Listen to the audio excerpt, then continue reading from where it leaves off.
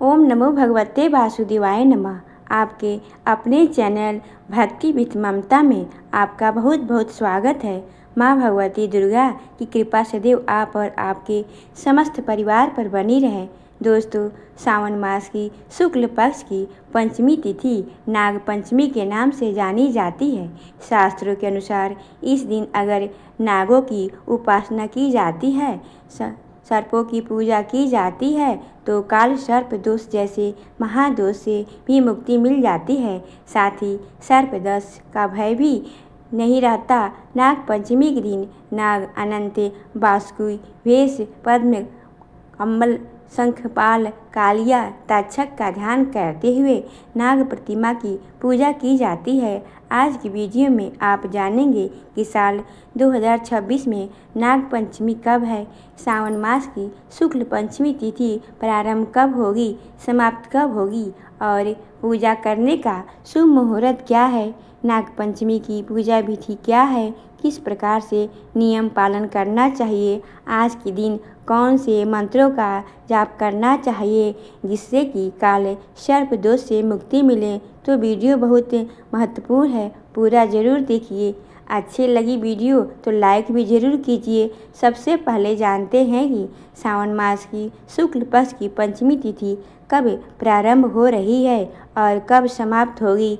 देखिए, 16 अगस्त को पंचमी तिथि का प्रारंभ हो रहा है शाम को 4:52 पर और पंचमी तिथि का समापन होगा 17 अगस्त की शाम को 5 बजे।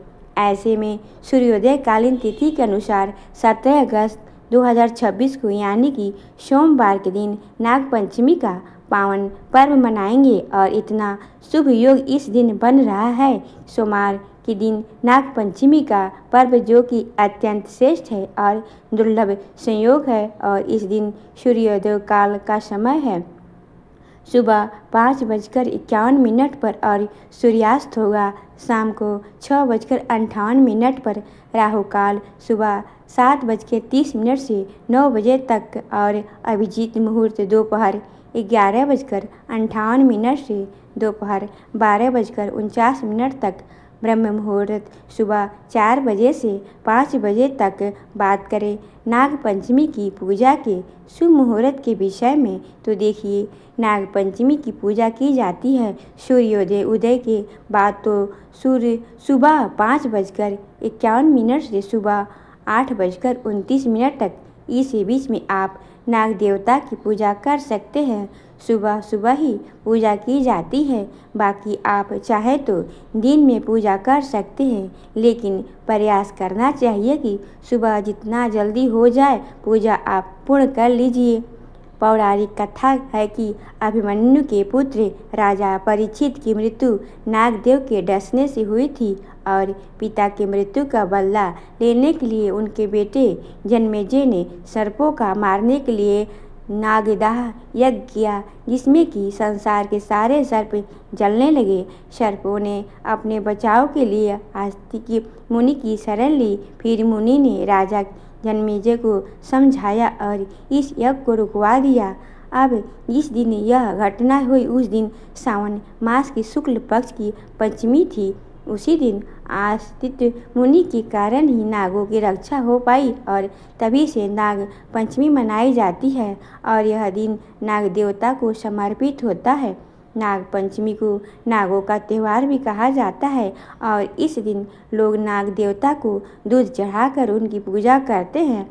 प्रातःकाल ब्रह्म मुहूर्त में उठकर और स्नान इत्यादि करके इसके बाद साफ स्वच्छ वस्त्र धारण करके सबसे पहले भगवान सूर्यदेव को जल दीजिए। उसके बाद अपने घर के मंदिर में आकर विधि विधान से भगवान शिव की, माता पार्वती की और जो भी देवी देवता आपके घर में विराजित हैं सबकी पूजा कर लीजिए। फिर एक चौकी पर सफ़ेद वस्त्र बिछाकर उसी पर नाग देवता की तस्वीर या फिर मूर्ति जो भी आपके पास स्थापित करके विधि विधान से पूजा कर लीजिए। अब एक और चीज़ आपको ध्यान रखना है, आपके पास नाग देवता की तस्वीर नहीं हो सकती है तो ऐसे में आप क्या करेंगे, भगवान शिव की अगर फोटो है, शिवलिंग है, तो उनके ऊपर तो नाग देवता रहते ही हैं। आप उनकी पूजा ज़रूर कर लीजिए, तो नाग देवता की पूजा करके साथ ही हो जाएगी। इसीलिए भगवान शिव की आराधना आज करनी चाहिए, क्योंकि भगवान शिव के मस्तक पर नाग देवता विराजमान होते हैं। जब हम शिवलिंग का अभिषेक करते हैं, पूजन करते हैं, तो नाग देवता की भी पूजा हो जाती है। घर के आसपास शिवालय है तो वहाँ जाकर भी पूजा कर सकते हैं, नहीं तो अपने घर में भी कर सकते हैं। वैसे नाग पंचमी की पूजा की बहुत सारी अलग अलग विधियाँ होती है। क्षेत्रों के अनुसार, अपने घर के अनुसार, परिवार के अनुसार, जो भी परंपरा हो आपके यहाँ ही, उसके अनुसार आप पूजा कर सकते हैं। कई स्थानों पर गोबर के नाग देवता अपने घर में बनाए जाते हैं, घर के मुख्य द्वार पर बनाए जाते हैं, घर में दीवारों पर भी बनाए जाते हैं और फिर उनकी पूजा की जाती है। नाग देवता को दूध चढ़ाया जाता है और इसके साथ ही जो खील दिवाली में होती है, चावल जो की खील होती है, वही चढ़ाकर नाग देवता की पूजा की जाती है। तो अलग अलग स्थानों पर अलग अलग रीति रिवाज से नाग देवता की पूजा की जाती है। लेकिन सावन मास की शुक्ल पक्ष की पंचमी तिथि पर, नाग पंचमी पर हर जगह मनाई जाती है और नाग पंचमी पर नागों की पूजा लगभग हर स्थान पर होती है।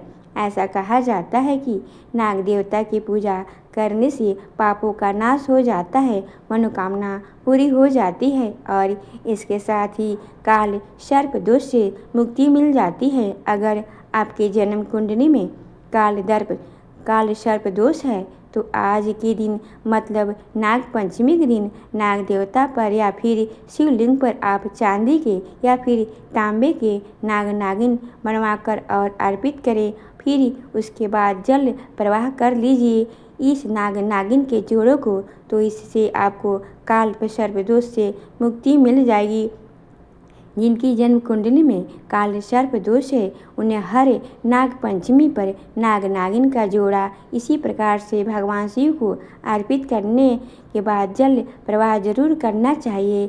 ऐसा अगर आप हर नाग पंचमी पर करते हैं तो निश्चित ही आपको काल सर्प दोष का जो दुष्प्रभाव है उससे मुक्ति मिल जाती है, राहत मिल जाती है। दोस्तों, उम्मीद करती हूँ कि आप हमारे चैनल पर आने वाले शिव महापुराण कथा और सावन मास की कथा भी जरूर सुनते होंगे। नाग पंचमी से संबंधित यह वीडियो आपको कैसी लगी कमेंट बॉक्स में ज़रूर बताइए। और अगर आप चैनल पर पहली बार आए हैं, अभी तक आपने चैनल को सब्सक्राइब नहीं किया है, तो आज की वीडियो अगर आपको अच्छी लगे तो चैनल को सब्सक्राइब करके बेल आइकन को ज़रूर प्रेस कर लीजिए। इससे यह होगा कि इस चैनल पर जो भी नई वीडियो अपलोड होगी उनकी नोटिफिकेशन आपको सही समय पर प्राप्त होगी।